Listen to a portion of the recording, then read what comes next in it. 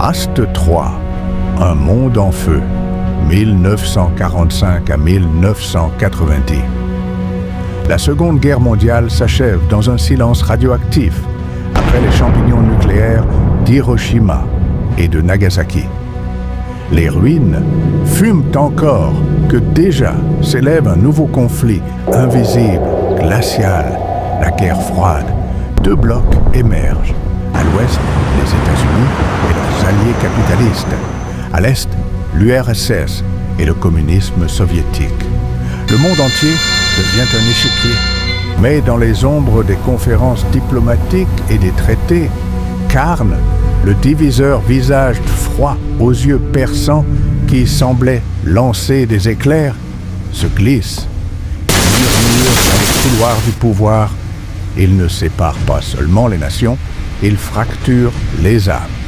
L'Europe est coupée en deux par le rideau de fer. Berlin devient le symbole du monde brisé.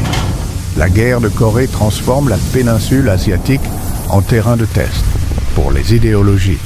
Puis vient le Vietnam, où Karn pousse les superpuissances à sacrifier des millions sur l'autel de la peur. Les indépendances africaines se multiplient à partir des années 1950. Mais Karn les contamine. Derrière les drapeaux neufs se cachent des élites manipulées, des frontières absurdes, des conflits ethniques réveillés, des chefs d'État renversés par des coups d'État organisés en silence. Le Congo s'enflamme après l'assassinat de Lumumba. Des massacres au Cameroun perpétrés en pays bamileke. En Algérie, la guerre de libération déchire les chairs des peuples colonisés. Au Nigeria, la guerre du Biafra devient un laboratoire de la famine politique.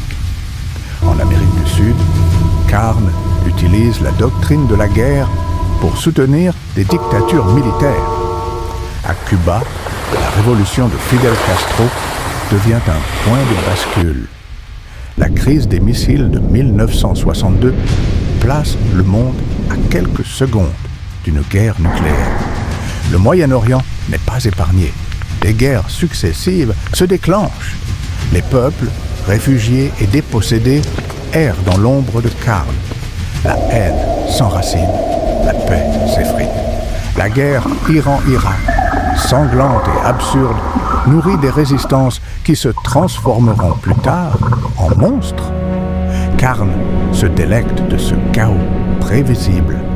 À travers le monde, les mouvements de libération sont écrasés